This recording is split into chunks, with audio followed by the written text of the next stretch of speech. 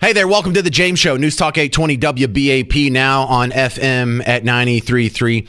Allow me to take a break from politics just for a second. Don't worry, we'll get back to it with my next guest in the next segment. But I want to preview a story that I'm going to do tomorrow. And it's like, well, why are you doing it today? Well, because I'm just going to do one segment on it today, and then we have at least two good guests lined up on both sides of this argument. But I'm super interested in the story that I saw on WFAA about our neighbors up in Fairview.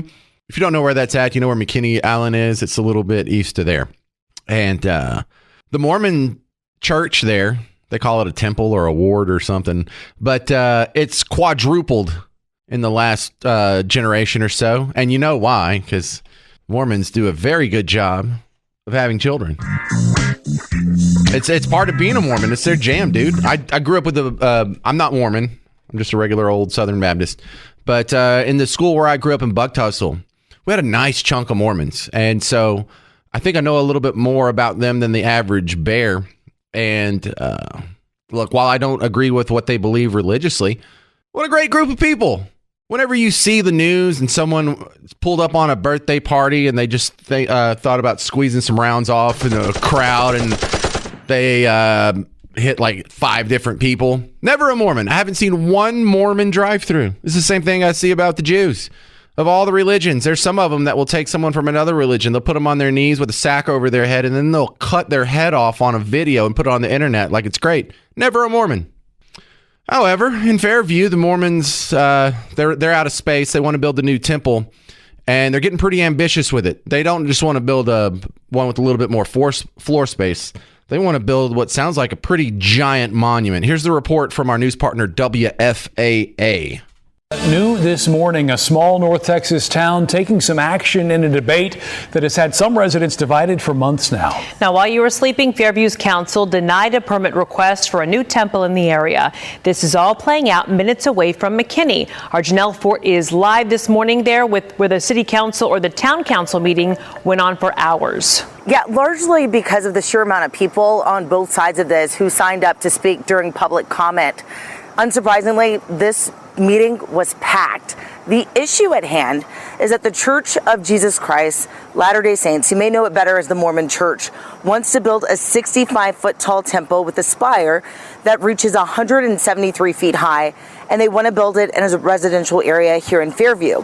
For perspective, the building would sit roughly 16 stories high. The town's rules only allow for 35 feet high building in its residential districts, which is why the church applied for this special permit. Most of the opposition has been because of the aesthetics. Most residents say they don't mind the church. They just don't want it towering over the town. Here's some of what was said in last night's meeting. Even as I try to understand why you may oppose the temple, I do not expect you to fully understand why I support my temple. My objection is against the current plans of the LDS temple, not against the members, the faith. Now, in the end, Fairview leaders denied the permit request, and in a unanimous vote, the LDS Church says they are disappointed, but added that this is a part of an ongoing process to get building approval, which will, quote, be continued as part of the church's religious freedom efforts. All right, these people really grind my gears. I cannot stand these people. And it shows itself in various forms. If you have the Nextdoor app, these people run the Nextdoor app on your phone.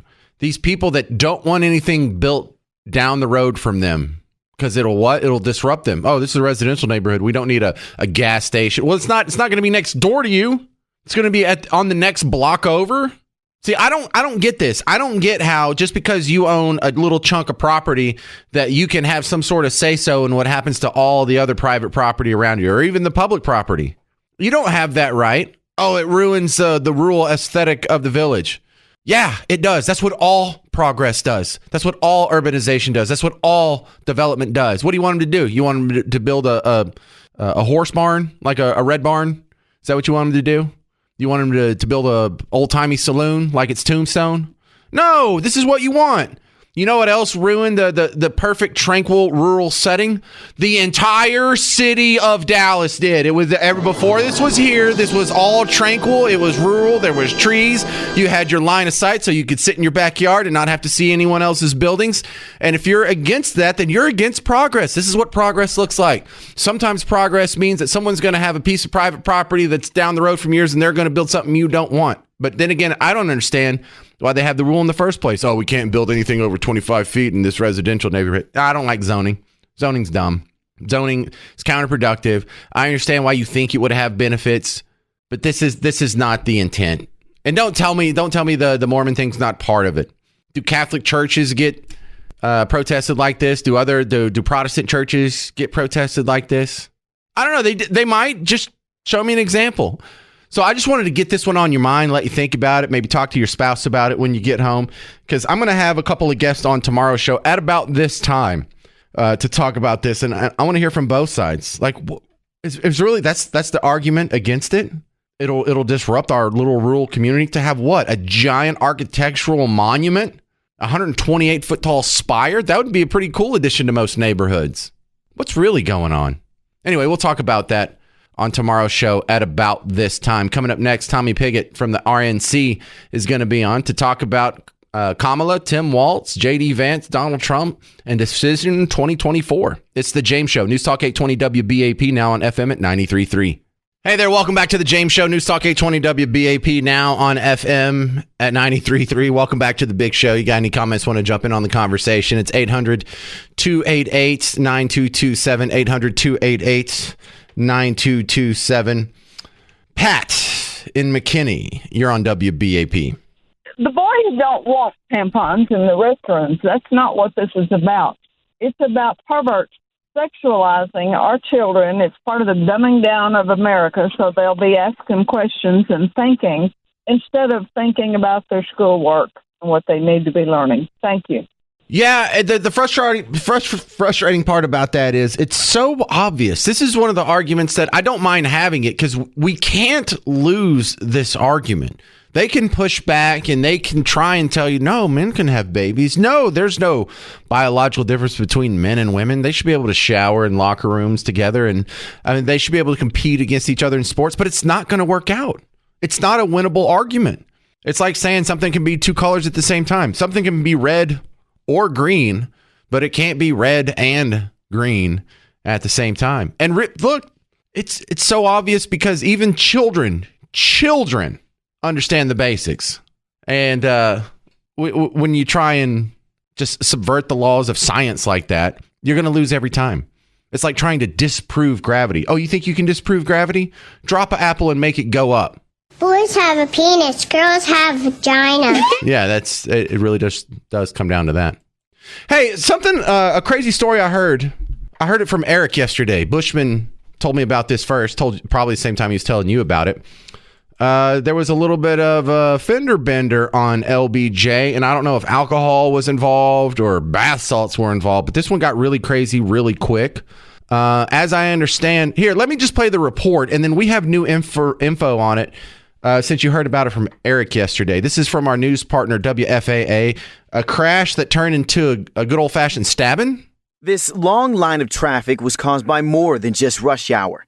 This morning, chaos along I-635 near Forest Lane. We were called to a multi-car accident that happened in the area. Kristen Lauman with Dallas Police says 26-year-old Angel Moreno is facing 10 charges, including 7 counts of aggravated assault. This after she says he got into a fight after a crash, stabbing a bystander, stealing cars, and hitting others.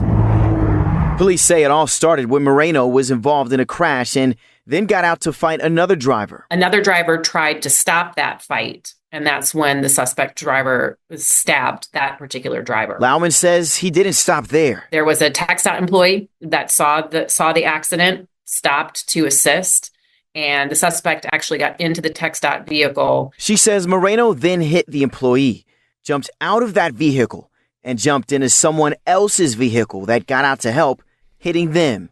Several people were able to hold him down until police got there. And I am told tonight by Dallas Police that 3 people that were injured were taken to a hospital. Now, I have been told the person that was stabbed is still in critical condition.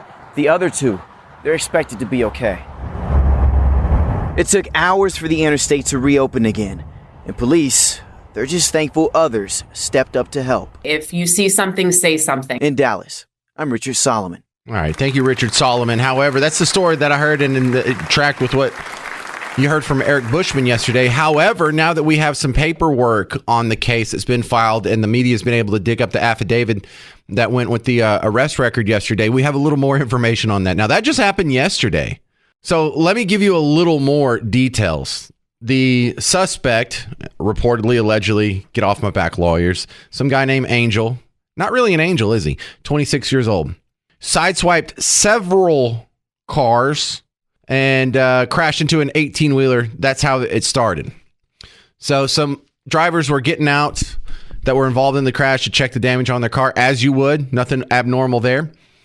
But then Angel gets out of his car, goes to his trunk, grabs an 8-inch fixed blade knife. 8 inches? Do you know how big 8 inches is? Not like that. I mean, like for a knife. Like, think about it. Like, that's like a Crocodile Dundee. That's like a Bowie knife. And when they say it's a fixed knife, you know, it doesn't fold into a pocket knife. So this guy has what's a dagger. This guy has like one of Raphael's size from Teenage Mutant Ninja Turtles. This is a big knife. So then he runs toward one of the drivers, and she gets back in the car, locks the door, and he can't get through. So then he gets on another car and just starts stomping on him. You know how when you stomp in the windshield, but it doesn't crack all the way, but it shatters? He did that, and the car's driver drove away anyway, even with the cracked windshield. Dude falls off. A guy gets out of his car to try and end Angel's knife rage with a lead pipe. So now this is really getting out of hand. This started off as a fender bender that some guy got a little mad, and sometimes, look, people get angry. They would kick a car, they might stomp a windshield. But now we have two guys squaring off in the middle of LBJ. This is on 635. This is during rush hour in the morning. We have Angel with an 8-inch blade. He's got a Bowie knife, basically. And some rando shows up with a lead pipe. This is like the game of Clue. Hey, it was a rando with the brown truck and the lead pipe. Or was it Angel in the white Toyota with a knife? So they start fighting. And look, it was just like the episode of Star Trek. They're going after it. The one guy gets stabbed 3 times, but he does manage to smack Angel with his pipe. So I think the lead pipe guy got the worst of it. But after that happened, after he got hit with the pipe, he stumbled over, fell into a Texas Department of Transportation employee truck, steals the truck, backs it up, tries to hit the guy that got stabbed. There's another dude that is helping to rush the stabbed guy to safety, and they manage to miss there. Incident still not over, by the way. The stabbed guy gets thrown into the Good Samaritan's truck, and they actually drive off. Angel, still driving the TxDOT truck, turns around, and I don't know if he was trying to catch up with those, but he hit the TxDOT driver that was originally in the truck, rammed another vehicle that was originally involved in the crash that he had hit before. So then another person gets out and starts to try and help. This is a woman. Well, Angel jumps in her car, starts chasing her around the freeway. That's how it's described. I don't know. Were they doing donuts? I don't know. If we had footage for this, you and I could just watch this. This has got to be like the craziest 3 minutes in Dallas traffic history. This is crazier than the Rashee Rice drag racing on 75. This is crazier than that fire truck that fell off onto the train tracks a couple weeks ago. So then some other guy gets out of his car, runs over to Angel after he crashes it again, reaches through and presses the ignition button to stop the car. I guess he didn't have that big long knife anymore. So then Angel gets out of the car and he tries to run. But at this time, so many people have gotten out of their car. They end up surrounding him and eventually tackling him, like some guy that just runs in the outfield during a Texas Ranger game. You know how eventually the security guards swarm and get him? There was just a swarm of Good Samaritans. A bunch of men got out of their car and were like, we're going to take this guy down. And so they did. Eventually they caught him. A group of bystanders held him down until police arrived. And that's all we have. But what in the heck? Now that is a good reason for a mile-long backup on the highway. I hate it.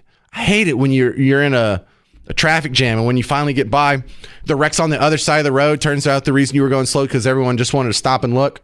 That's dumb. Like you've never seen a wreck before. This is understandable. If you wanted to stop and look at this, you've never seen this before. That was amazing. Coming up next, entertainment news with Dallas radio legend Pugs Moran in 6 minutes on The James Show. News Talk 820 WBAP, now on FM at 93.3.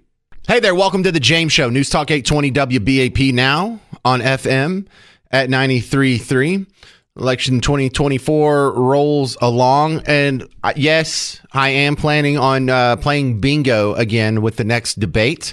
I don't know when the next debate is. There's that iffy one that was September 10th, and then there's the other ones that are scheduled by the actual presidential debate committee that are scheduled after that.